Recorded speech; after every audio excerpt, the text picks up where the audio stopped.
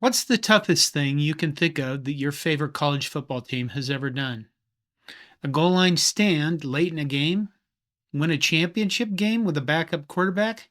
Your best defensive player coming up with a crucial turnover? Whatever it is, it's got nothing on the 1899 Sewanee Tigers, who played 5 games in 6 days. When you talk about the toughest team ever, one stands above the rest. A team whose accomplishments in a brutal era of the sport seem impossible. Sewanee, now known as the University of the South, is a small Episcopal university nestled in the mountains of Tennessee. But at the close of the 19th century, their football team was a powerhouse in the South. The 1899 season would be their masterpiece.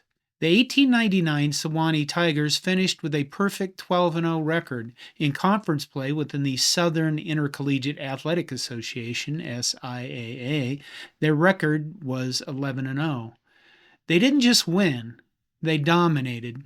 Sewanee outscored their opponents a staggering 322-10 over the course of the season. They shut out opponents in 11 games. Led by head coach Herman Billy Suter and captain Henry Diddy Seibels, who would later become a college football Hall of Famer, the team initially consisted of just 21 players. The sport itself in the late 1890s bore little resemblance to modern football. It was a chaotic, violent game, often more akin to rugby. Teams were required to gain 5 yards in 3 plays in order to get a first down and keep possession.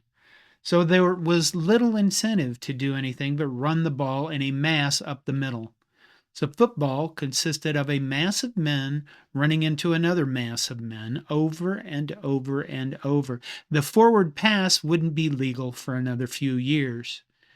There were no substitutions.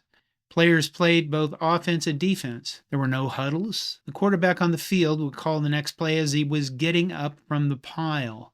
Good teams could run 12 plays a minute. 200 plays in a game was common, making today's hurry-up offenses look silly by comparison. There was no line of scrimmage as we know it, no neutral zone. The teams literally lined up head-to-head and sometimes started play by slugging each other. Protective gear like helmets, mouthpieces, or padding was minimal or non-existent. Injuries were rampant and often severe, leading to calls for the sport to be banned due to player deaths. Players frequently pushed through immense pain, sometimes suffering long-term consequences for their dedication. This was the unforgiving landscape where the Sewanee Tigers carved their legend. Their season began with impressive shutout victories.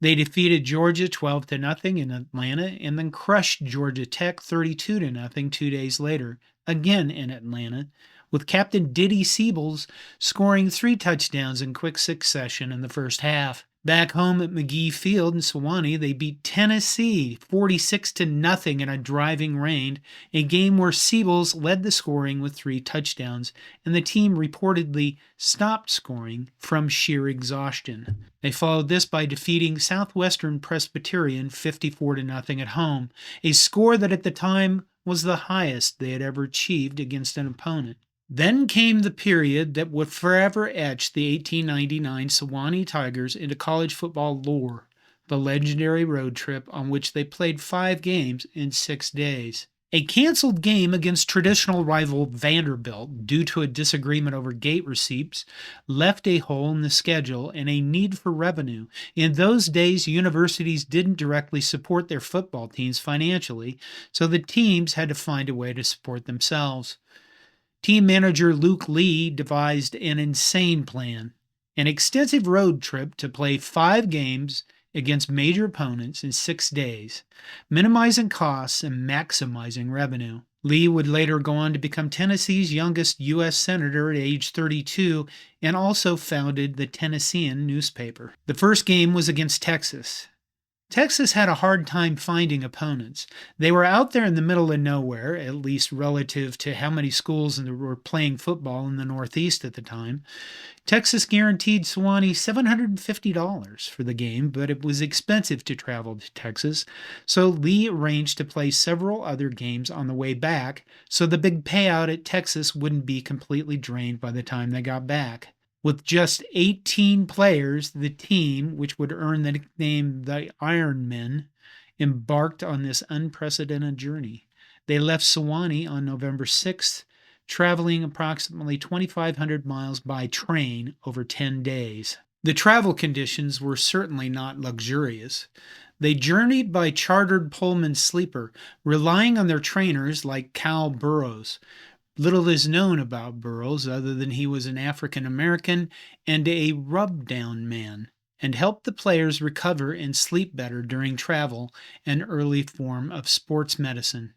Here is how the historic trip unfolded, a testament to the team's incredible toughness and endurance. November 9th versus Texas and Austin. The team departed Sewanee on Monday, November 6th, and traveled by train to Austin for the game on November 9th. Sewanee won the game 12-0. Diddy Seibels scored both touchdowns despite sustaining a head injury just above his left eye that bled profusely and had to be patched with plaster during the game. He finished the game, his head a bloody mess. November 10th versus Texas A&M in Houston. Less than 20 hours after the Texas game, the Tigers were back on the field against the Texas A&M Aggies. Sewanee won 10-0. Texas A&M managed to hold Sewanee to their lowest point total of this road trip.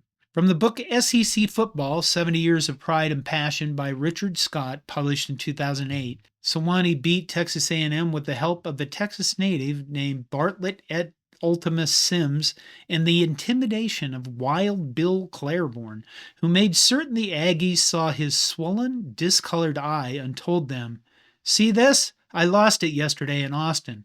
This afternoon, I'm getting a new one." November 11th versus Tulane in New Orleans.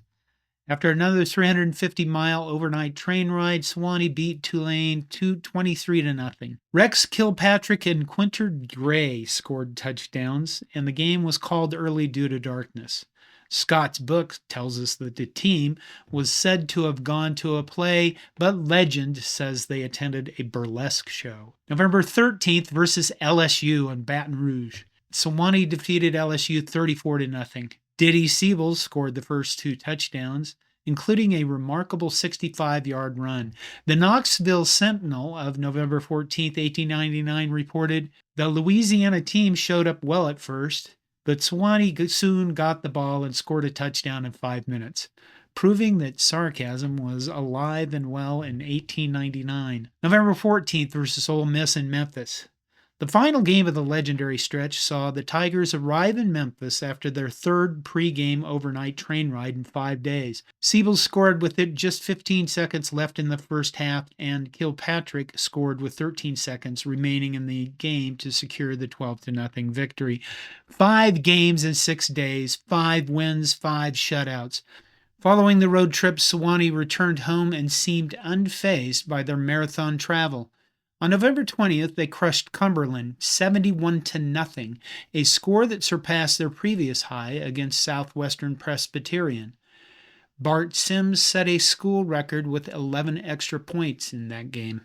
The ultimate test came on Thanksgiving Day, November 30th, in Montgomery, Alabama. Sewanee faced John Heisman's Auburn team. This would be Sewanee's tightest game and the only time all season they would allow points. In front of 4,000 people, Sewanee won by a narrow margin of 11-10. Auburn ran a fast offense and played exceptionally well defensively. Sewanee coach Billy Suter had to adapt tactics, telling his ends to go low at Auburn players' legs, cleats first, to break up their wedge formations. Diving in front of the wedge to stop the offense of the opponent was not an uncommon tactic at the time. Sewanee ended up winning because of an extra point, but the game was called early due to darkness after playing only 14 minutes. There was a lot of controversy, as the Atlanta Constitution on December 1st, 1899 says. The second touchdown made by Sewanee was almost a gift from referee Martin. Auburn had held Sewanee for downs on her 5-yard line and secured the ball. Fegan went over the tackle for 3 yards, and then there was a fumble, and Martin of Auburn fell on the ball. But referee Martin could not see it that way and gave the ball to Sewanee inside of Auburn's 10-yard line, and it was taken over for a touchdown in a few plays. The decision was clearly wrong, as it was clearly Auburn's ball. Sewanee concluded their season on December 2nd at Atlanta with a 5-0 victory over North Carolina, securing the championship of the South. The legacy of the 1899 Sewanee Tigers is immense. Their 11 conference victories set a record for the most conference games won in a single season by any SIAA team before or since. Their perfect season, their incredible scoring differential, and their performance on the field in a brutal era speak volumes about their skill and toughness. The story of the Iron Men has been told in various media outlets, including a 1999 ESPN College Game Day segment, articles in the New York Times, and a 2022 documentary titled Unrivaled, which you can find and watch online. I'll put a link in the video description. There's also a book, Unrivaled. I'll leave a link to that as well. I cannot imagine how beat up these guys would be. One game is brutal enough of in itself, but to do it days in a row, let's face it, that's just plain crazy. In the Unrivaled documentary, they keep mentioning the special spring water they brought with them for the trip. I get it, sanitation would be unknown on a trip like this, and good water is life, but I kept wondering if the water was a euphemism for some other special kind of liquid from the mountains of Tennessee. Because if I was a young man being beat up day after day after day, I would certainly want something medicinal to help me out on the trip. I cannot emphasize how brutal the football was and how amazing or insane this trip had to be.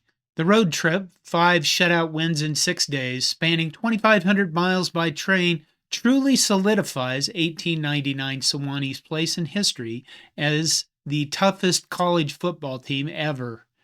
This feat would be deemed impossible in modern football, mostly because no one would be this insane today. Their Iron Men season remains a benchmark against which all claims of football toughness must be measured. They weren't just a great team, they were the toughest team to ever play college football. I'm John Johnston. This is Hardcore College Football History. Thank you for watching.